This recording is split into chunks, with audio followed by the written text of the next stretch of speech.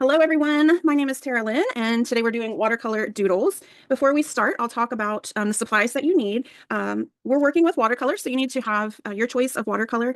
I'm just using the brand I've got here is Prima Confections, Prima Marketing. I'm using a tropical palette. Any watercolor is fine. You can get them in sets with the pans, the tubes. Sometimes they're liquid watercolor. Any of those will work. And then you're going to want a cup of water for your watercolor. As far as paintbrushes go, I'm going to use just kind of a big, large one to put some water on the paper. And then you can use a larger or medium size to put the color on. This is kind of just an abstract fun doodle, so the type of paintbrush, not super important. We need watercolor paper. The brand I use most is Canson XL, but any watercolor paper is fine. I like to use mine in a notebook so that I don't have loose sheets hanging out everywhere, but it doesn't matter what kind of paper you're using. And then I've got a Sharpie marker. We're going to use that for the doodles. And then I've got black acrylic paint. So if you've got acrylic paint, that's fantastic. If you don't, some substitutes, you could use a black paint marker. You could use a large Sharpie if you have, one of the really big ones, the big honkin' Sharpies, or you can use black watercolor if you have black watercolor. So really the black is just to cover up some of the background. And then as an optional item, I put washi tape on there. When I work with watercolor, I like to kind of just mark my edges. So sometimes I will take this and just put it on the paper and make a nice clean edge. And that's optional. You don't have to do that. You can just work straight up to the edge if you want to. But I'm going to go ahead and just mark off my paper. I like to use washi tape instead of masking tape because it removes a little easier. But this is an optional step. So if you've got the washi tape, I would just go around your edges. I tend to like to work in small sizes. So this is a 9x12 sheet of paper. And then this is what it ends up looking like when you take it off. It just gives you a nice crisp edge. But typically I like to work fairly small so that you could, take this out and now this doesn't fit properly, but you could take an 8x10 and just kind of mat it if it's something that you really like. But any size paper is fine. If you want the edges, go ahead and put your tape on. If you don't, that is fine as well. And then the first thing that we're going to do is we're going to get this paper wet. We're going to do a wet on wet technique. With watercolor, you can do wet on wet or wet on dry. And that just means that the paper is going to be wet before we begin. That allows the color to move and blend a little bit. Before we get our paper wet, if you have dry watercolor, if you want to just add a little water to your paints to get that ready, I like to do that so that it's ready when I am ready to go.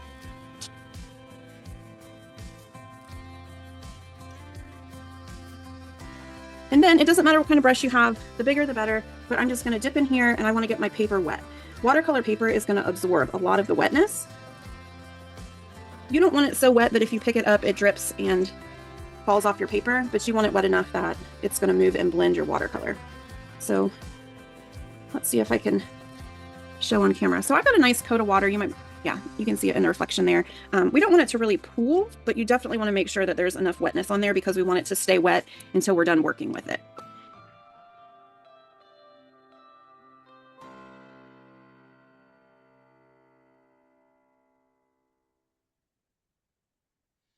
I move that around a little bit. So it's nice and saturated, but when I lift it, it's not going to drip off the page. And that's kind of what we're looking for. If it's too dry, you're not going to get enough movement with your paint. So I would say more is better than less. And then this is the fun part. Once you get your paper nice and wet there, what you're going to want to do is just tap in some watercolor. And really quickly, you can keep adding water if you need to. When we're adding colors on the page, just be mindful that colors opposite of each other on the color wheel are going to make kind of a muddy color. So we don't want to mix green and red. We don't want to mix purple and yellow. We don't want to mix blue and orange. Now those colors can be next to each other, but you don't really want them to blend too much. So I try to be conscious a little bit. You don't have to be overly conscious about it, but not to mix those colors because they make brown. All right, and then what you can do, I like to take the color that I'm going to start with and kind of just move it off. If you're using the pans, move it off the pan. And then here and there, you're just going to want to touch in patches of color. And I don't want these to be super tiny, like we don't want little tiny dots as much as we want little patches of color. Comparative to the size of your paper, you want them to be, not small, maybe medium size. If you go too small, they'll be a little overwhelming with the design work that we're going to do over the top. With watercolor, if you want brighter pigment, you add less water to the mix. So if I pull right from my palette, it's going to be a little darker and brighter than if I mix over here with some water, and that's a personal preference. So I started off with some magenta, and depending on the colors that you have available, you can just move through the palette. I'm just going to come through here and add kind of a mix of some rainbow colors. And eventually we're going to fill up this whole space. And you can see the longer it sits on that water, the more it moves. In between each color, I'm going to rinse out my brush, just to keep the colors kind of pure and from getting muddied and dirtied up there.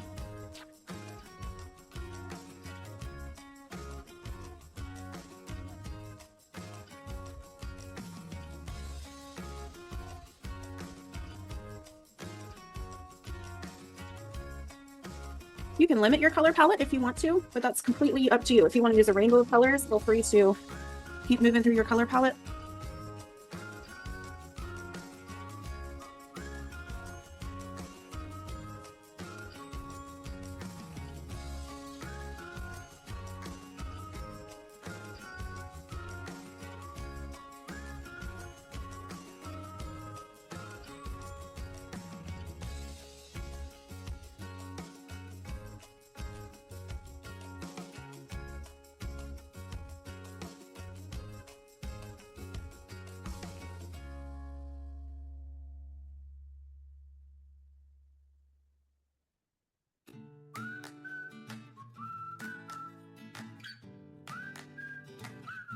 When you work with watercolor on watercolor paper, there's some things you can do to prevent the paper from warping, but it's pretty normal for there to be some warping with watercolor paper. If you use a watercolor paper pad, sometimes they're glued on all sides, but the warping is due to different parts of the paper drying at different times, and so sometimes it's just unavoidable, but as long as it's not affecting your art, you don't have to worry too much about it. I've got a little warping, but I don't mind if my colors are mixing a little bit.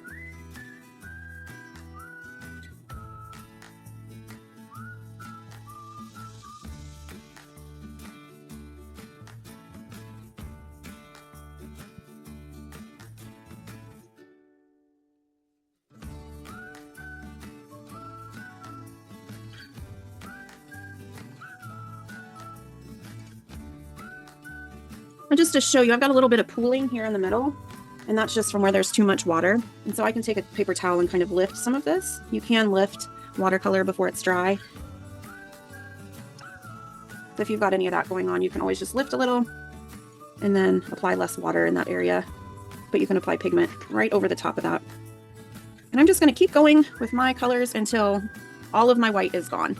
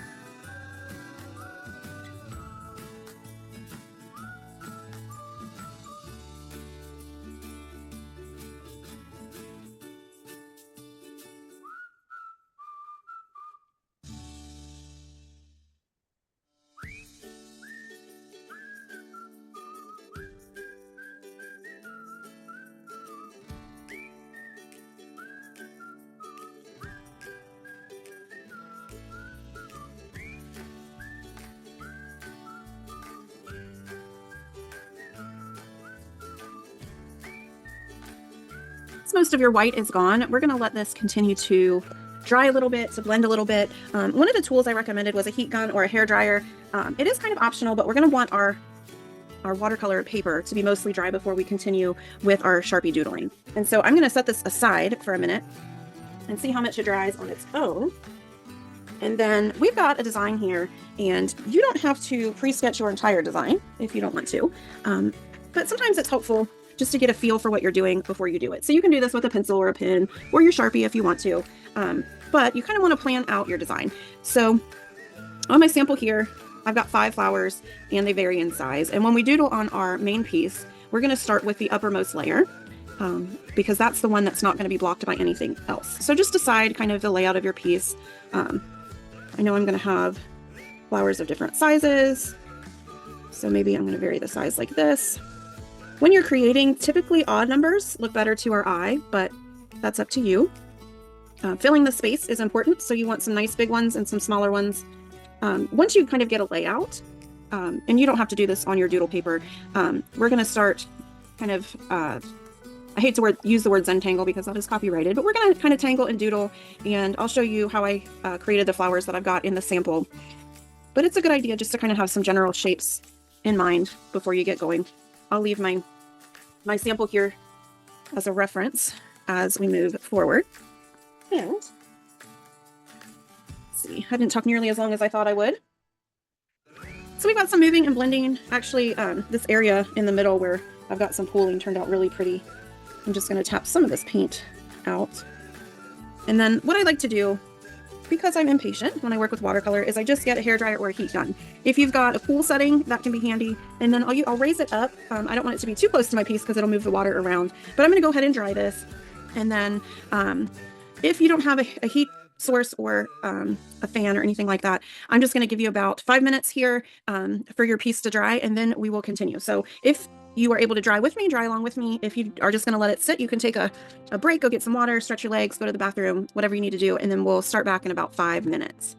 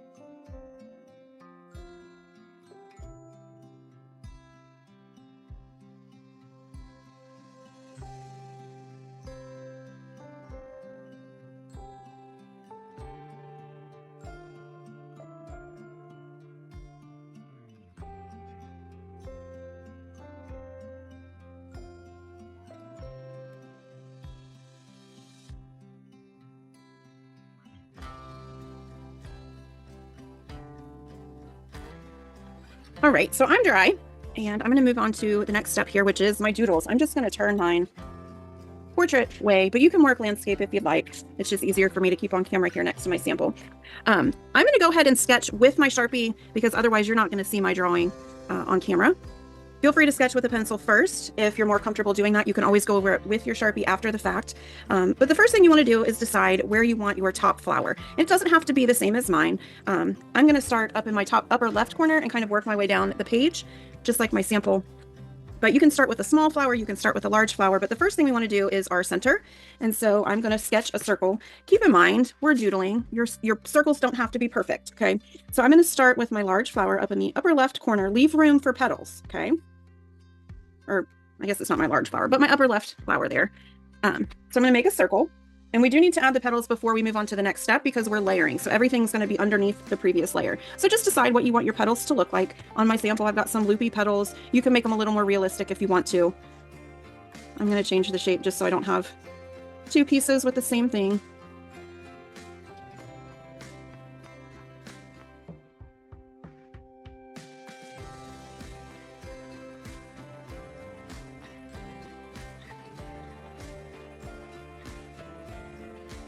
And I'm going to move over and make another circle. This time I'm going to go a little bit larger. And this time I'm going to add some loopy petals.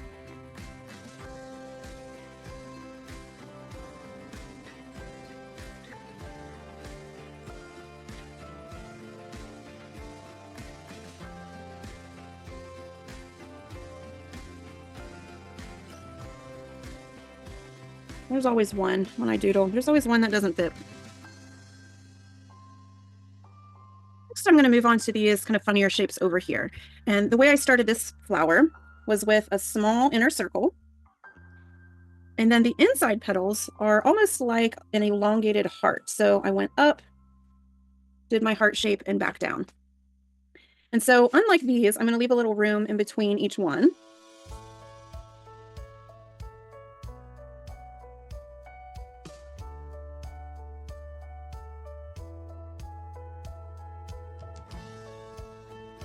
And then in the center of these, I added a line.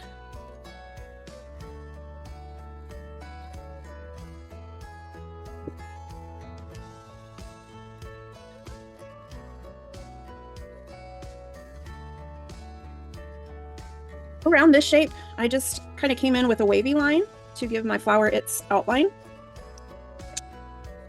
And then a second wavy line to define that. And I have two of these, so I'm going to do another one over here. And you can see as I work upwards, I just kind of layer them underneath. So I'm not going to stress about some of this being covered.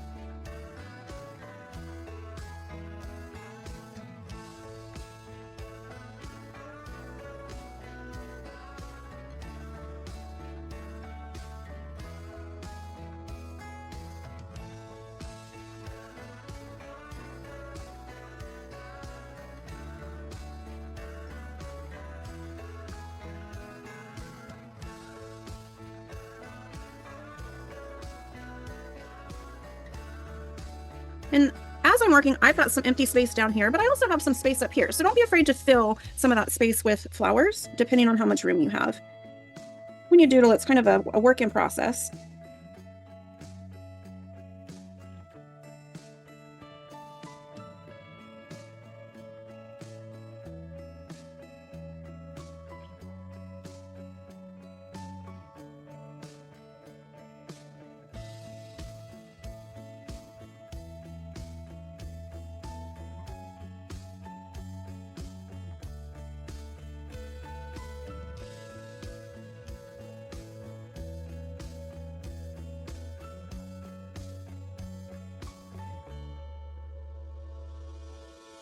When you're happy with the amount of flowers that you have, we're going to paint some of this negative space, which is the background behind the flowers. So this is where I get my black paint out.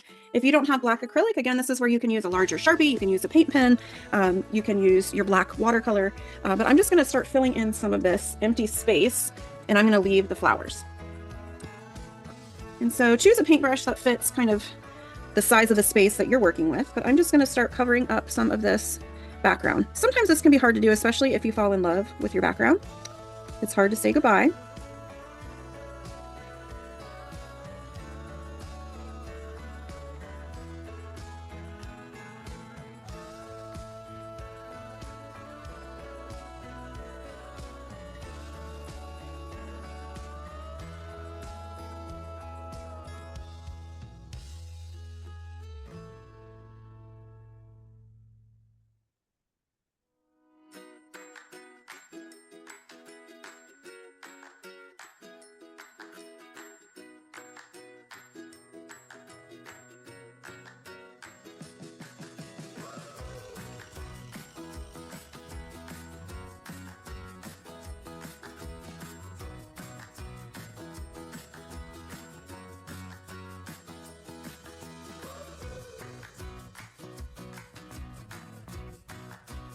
As you're doing this, there are going to be some pieces that might be a little confusing depending on your design.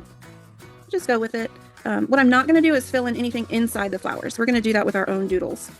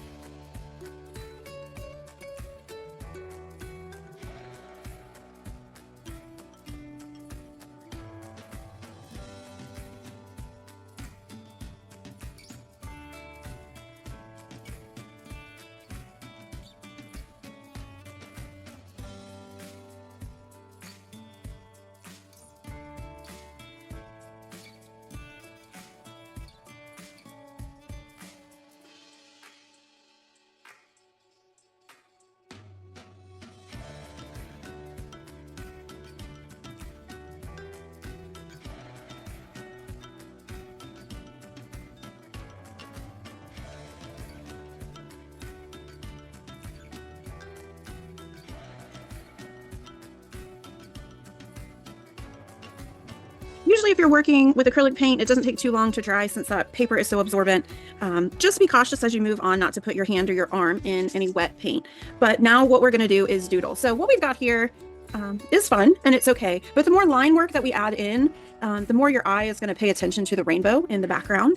And so what I want you to think about is ways to fill the space. So over here on these two types of flowers, I've got this outside outline. I added some stripes all the way around. So that is an option for that. You don't have to do the same thing. You can do something else if you want to. Inside my flowers here, I added circles. I think I'm going to change that up a little bit today, just so my piece is not the same, and maybe add a circle inside a circle. You can add squares, lines, whatever you want to do. I personally like to keep similar flowers with the same patterning. Here on these larger ones, I added some lines from the inside to the outside. But think about different ways that you can doodle and fill up some of that space with some fun patterns. So over here, I repeated the petal shape, kind of like a rainbow. That's an option.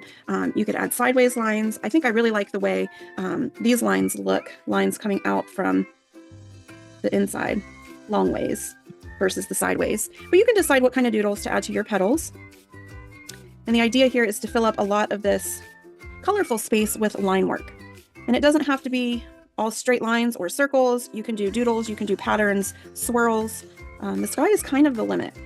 And for some people, this is relaxing. For other people, it's kind of stressful to come up with patterns and shapes. And so if you want to try some out, again, that's why I recommended having just a little sketch pad. So if you want to, kind of play with some doodles and designs, you could do that before you put them on there. And so I'm going to spend probably the next 10 minutes or so just kind of thinking quietly and filling this up.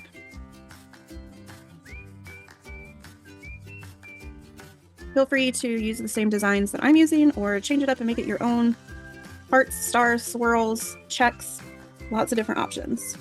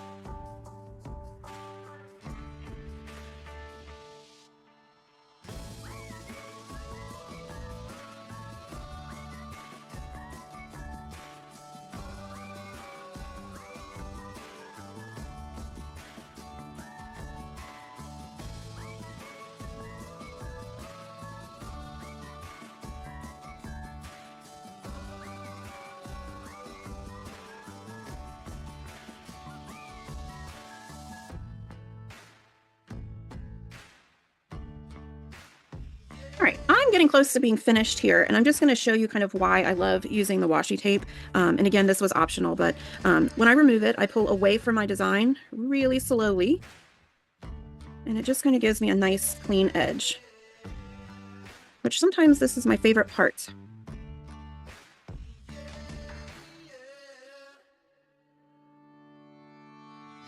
And as you're thinking about your piece here, I know, right, this is not fine art. Nobody's going to hang this up in a museum or a gallery. But this kind of art is important because it allows us just to kind of play with our materials freely without worrying too much about perfection. And of course, something like this is easy enough to do with young kids, but it's nice just to kind of set aside some time where you get out your supplies and you can focus on creating. It's called process-oriented art, where you really just enjoy the process. And sometimes the end piece is beautiful and you absolutely love it, and sometimes it's not, and that's okay too. But the act of creating is just kind of important and rewarding. When you get into the process of just doodling and playing, it really just activates different parts of your brain that you don't use during the day when you have to problem solve and be analytical and all those really fun, stressful adult things that we have to do. So sometimes it's nice just to play. And of course, using a negative painting technique like this, where you sketch around and fill in the negative space and then doodle the flowers, you can take this kind of technique. Now, certainly you can do more realistic flowers, and it would be just as beautiful or more beautiful.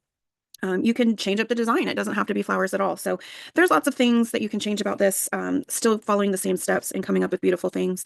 I used a slightly darker color palette today than I used on my sample. This is more bright and neon-y. This is a little more subdued, but I'm happy with both, and I hope you enjoyed the class. And that's all I have for you as far as the class goes. If you enjoyed the process, I would love for you to follow me on Facebook. My page is Tara Lynn Pugh Artist, and hopefully I will be able to send this link out to everybody who enrolled for the class, and I would love to see what you create. Thanks so much, everyone.